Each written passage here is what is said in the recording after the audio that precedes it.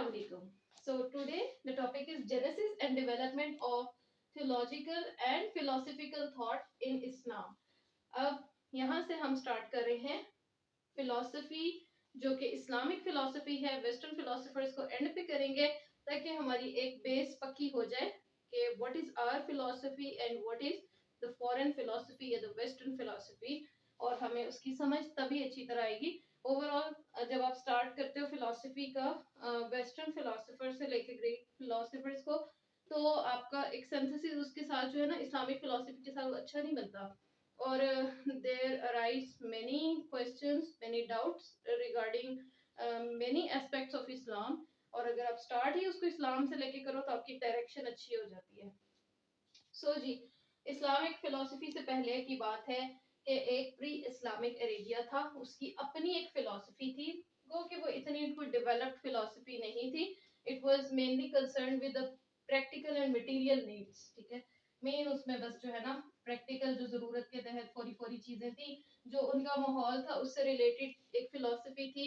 हाँ, उसमें पोएट्री को बहुत ज्यादा इम्पोर्टेंस हासिल थी, वो एक ऐसी चीज थी जिसपे वो फख्र करते थे, ठीक है। They were very proud of their poetry. और दूसरी मटेरियल नीड्स, कोई ऐसी फिलोसफी, उनके कोई रूल्स नहीं थे, कोई ऐसी चीज नहीं थी जो उनको किसी चीज से रोक सके जब उन्हें कुछ चाहिए होता था।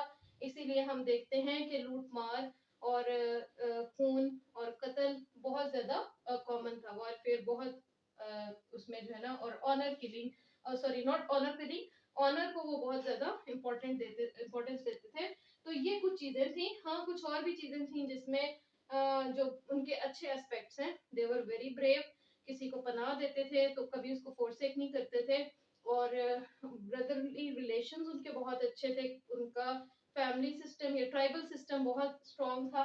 वो कुछ चीजें थी। इसके अलावा उस कंटेम्परेरी टाइम में रोमन फिलोसफी अपनी एक अलहदा थी, ग्रीक फिलोसफी अपनी जगह थी, इंडियन फिलोसफी अपनी जगह थी, पर्शियन फिलोसफी अपनी जगह, डेवलप्ड फिलोसफीज थी, वर्ल्ड की मेजर फिलोसफीज अपना अपना काम कर रही थी अपने अपने एरियाज में।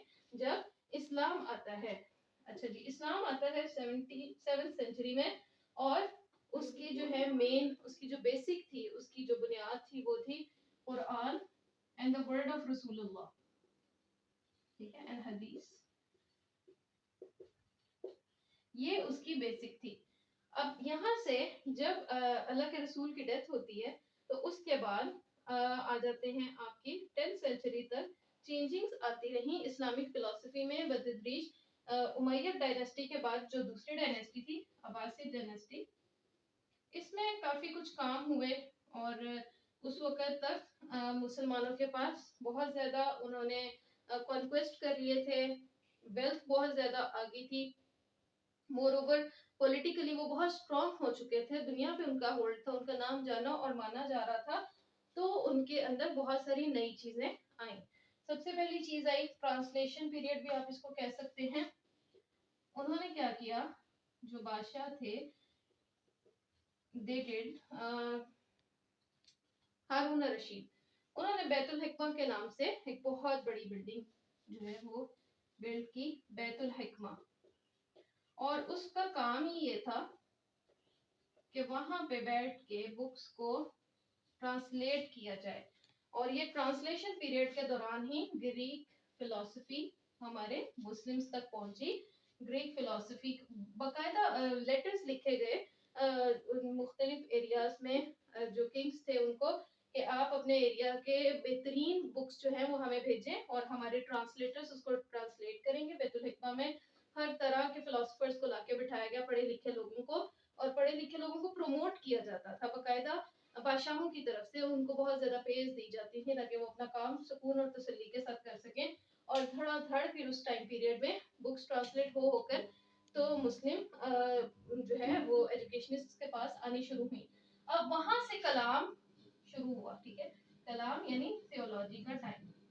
अब इसमें ये हुआ कि Muslim philosophers they were already actually talking about nature of many things, वो क्वेश्चन कर रहे थे बहुत सारी चीजों की रियलिटी को, लाइक जैसे थ्रोन ऑफ अल्लाह ताला है, कि अल्लाह का अर्श है तो वो कैसा है, अल्लाह की कुर्सी है तो वो कैसी है, अगर अल्लाह मतलब फिजिकल अपीयरेंस अल्लाह ताला की कैसे है, दीज थिंग्स आर कॉल्ड कलाम या इल्मुल कलाम, के इसके अंदर आप कुछ ऐसी बातों पे बात करो जो आपको जो है पहले नहीं मिलती।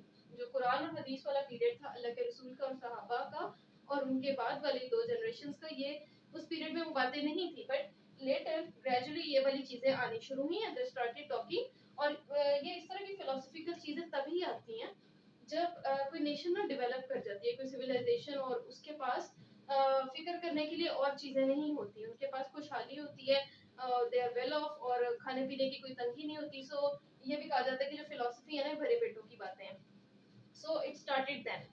अब ये हुआ क्योंकि फ्री थे ना, बहुत ज्यादा कोई काम नहीं उनको करने को पड़ रहा था और दौलत बहुत ज्यादा वेल्थ एक्यूमुलेट हो चुकी थी, तो ये चीजें स्टार्ट हुई। और उसके बाद ट्रांसलेशन पीरियड आता है, तो इन्फ्लुएंस ऑफ ग्रीक फिलॉसफी। अब ये लोग जो बहसें कर रहे थे, जो बातें कर रहे थे, they started incorporating the Greek philosophers quotations अपनी बातों में, और उस फिलॉसफी को लेके आए। एंड इसका एक नुकसान ये था, एक इसमें ड्रॉबैक ये था कि दे डिडंट क्वेश्चन कि ग्रीक फिलॉसफी अगर है तो इसकी बेस क्या है।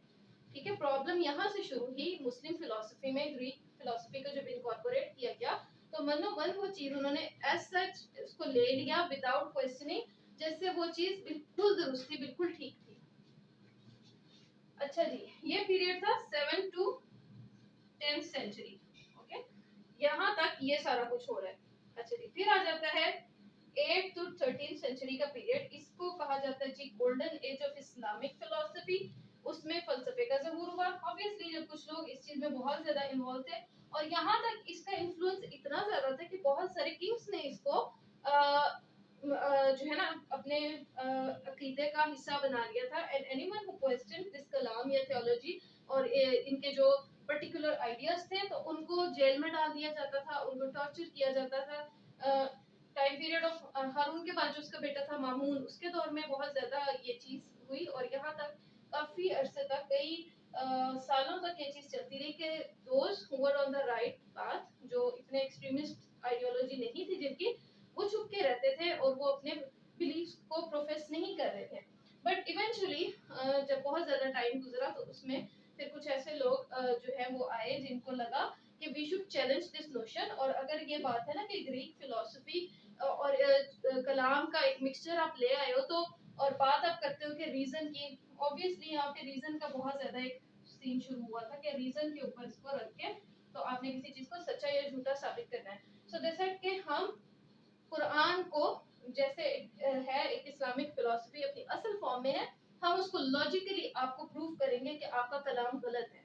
आगे समझ, यानी कलाम को लॉजिकली गलत प्रूव करने के लिए उन्होंने एक नई अपनी फिलॉसफी लेके आए, एक नया तरीका लेके आए। ठीक है, और ये लोग थे the group which brought this thing, इन्हें अशरी कहा जाता है। ठीक है, Ashari were actually not so wrong in their approach. Logically prove होना एक मिडिल स्टांस को ही करना था जो कुरान और हदीस का एक्चुअली था, but to prove them wrong. तो तब से फलसफा इसको कहा जाने लगा, फलसफा आया इस्लामिक फिलॉसफी में। देख इस्लामिक फिलॉसफी फलसफा ही है।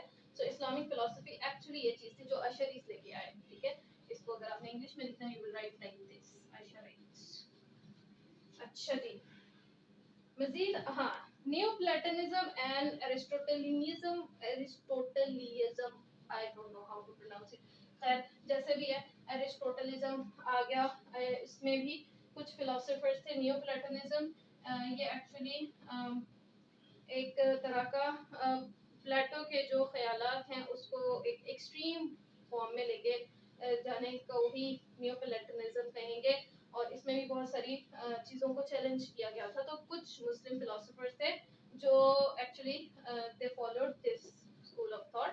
और एरिस्टोटलिज्म में एवेरोस, जिनका अरेबिक नेम इब्न रुशद है, ही वाज अमंग्स्ट दोस, यानी वो एरिस्टोटल की फिलॉसफी को फॉलो करते थे। इन्हें peripatetic, peripatetic sorry, peripatetic, I hope my spellings are correct, पेटेटिक ही आएगा, ये स्कूल ऑफ थॉट था, ये भी कहा जाता है। ठीक है, इसकी detail we will do some time else, लेकिन अभी जो है ना ये याद रखें कि इन्हें ये भी कहा जाता है। तो ये इनका टाइम पीरियड है 8th to 13th सेंचुरी। इसको गोल्डन पीरियड इसलिए कहा जाता है क्योंकि बिल्कुल नई नई चीजें आ रही थी ना, फलसफा वाज न्यू, फिर neo Platonism and Aristotelism was new in this phase, और फिर इल्यूमिनेटिस्ट फिलॉसफी जिसे इशराक कहा जाता है, ठीक है। इसे इल्यूमिनेटिस्ट को आपने इल्यूमिनेटाई से कंपेयर नहीं करना, दैट वाज समथिंग एल्स जो रेनेसेंस के टाइम में शुरू हुई थी यूरोप में, ये उससे डिफरेंट है, ये इस्लामिक इल्यूमिनेटिस्ट है, जिसे आप सूफीज्म की भी एक फॉर्म कह सकते हो। और इसको जो थे फाउंडर ही वाज सोहरावर्दी, और मुल्ला सदरा को भी कहा जाता है। मुल्ला सदरा was also a prominent figure in this time period. और सदरा, ठीक है, सूफीज्म, मिस्टिसिज्म, ये चीजें स्टार्ट हो गई in this time period. I will write here mysticism. अब जी थियोलॉजी एंड फिलोसॉफिकल सिंथेसिस, ये टाइम पीरियड है 12th to 16th सेंचुरी। इसमें आई गेस इमाम गजाली भी आएंगे, बिकॉज इमाम गजाली ने क्या किया था, first he criticize this notion of फलसफा and specially the influence of Greek philosophy, और उस चीज को इन्होंने रिजेक्ट किया, इन्होंने अच्छा नहीं समझा। But later on it is said कि ही रिकंसाइल्ड विद हिज आइडियाज। और ये जो है ना, इसमें ये है कि थियोलॉजिकल और फिलोसफिकल जो कलाम और फलसफा का एक जो है ना मिक्सअप बनाया गया, जिसे आप कह लो कि मॉडरेट टाइम पीरियड भी था, ठीक है। Moderation, it was a time of moderation, जब व्यूज में इतनी एक गैप जो था ना उसको कम किया गया।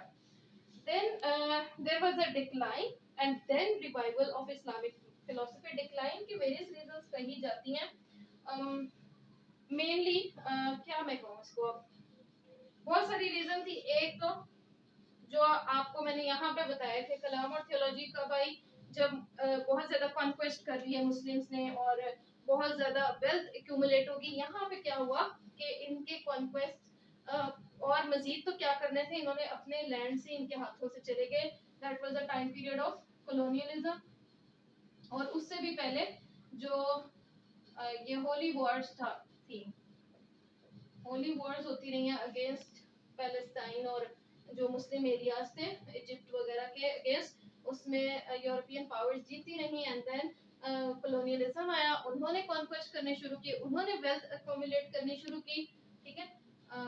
इकोनॉमिक डिटेरियोरेशन आप कह लो, इकोनॉमिक एंड पॉलिटिकल ये कंडीशंस डिटेरियोरेट हुई, तो साथ ही मुस्लिम फिलोसफी, मुस्लिम थॉट जो थी उसका भी एक डिक्लाइन शुरू हुआ इन चीजों के साथ। इनको एक्युमुलेट कर दो तो इस वजह से ये मेन रीजन है, डिक्लाइन स्टार्ट हो गया। और ऑब्वियसली जब ये फॉरेन पावर्स के पास ये चीजें आ गई तो उनका एक सोशल सिस्टम भी डिक्लाइन का शिकार हुआ।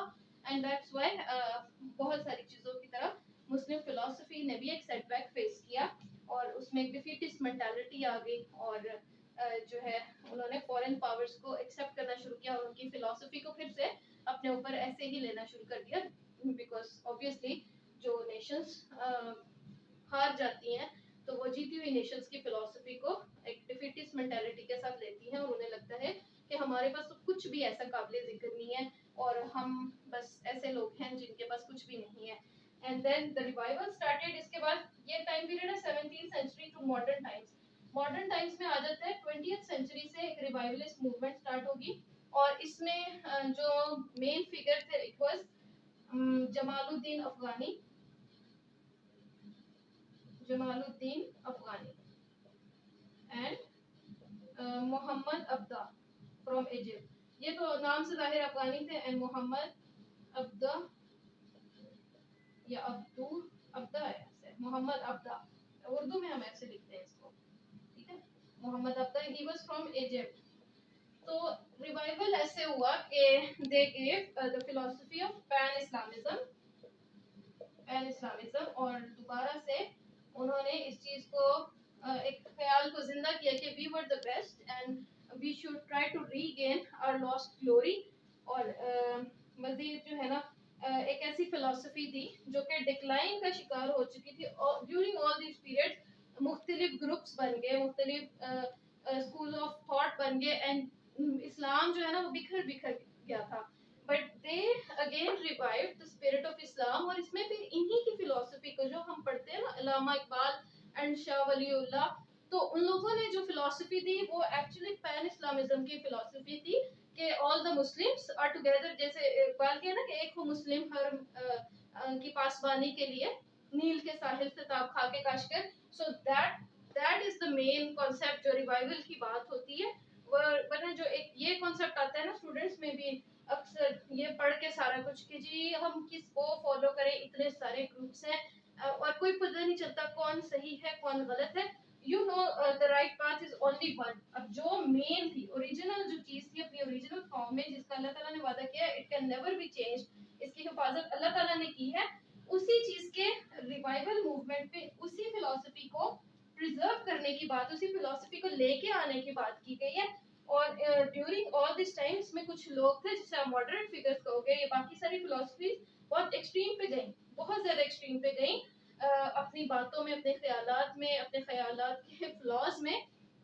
तो इस चीज को यहाँ पे रिवाइवल में यही चीज को हम दोबारा डिस्कस करेंगे कि ये पैन इस्लामिज्म जो था और इस्लाम की actual original form of philosophy वो थी जो अब मॉडर्न टाइम्स में है। So my board has got so dirty, और बट आई होप कि मेरी मेहनत रंग लेके आई, आपको समझ आ गया होगा। अस्सलाम वालेकुम। एक तो मेरा ये मसला है ना कि मुझे पढ़ाते पता नहीं चलता, बहुत दफ़ा ऐसे हुआ कि नीचे वाली लाइंस नज़र नहीं आ रही होती। So can you see this? अब ये जो नीचे है मोहम्मद अब्दा इजिप्ट जमालुद्दीन अफ़गानी, पहले ऐसे था शायद, ऐसे, अब सही। So if you want to take a screenshot ले लें एंड जस्ट टेल मी कि कैसा लगा आपको ये लेक्चर। अस्सलाम वालेकुम।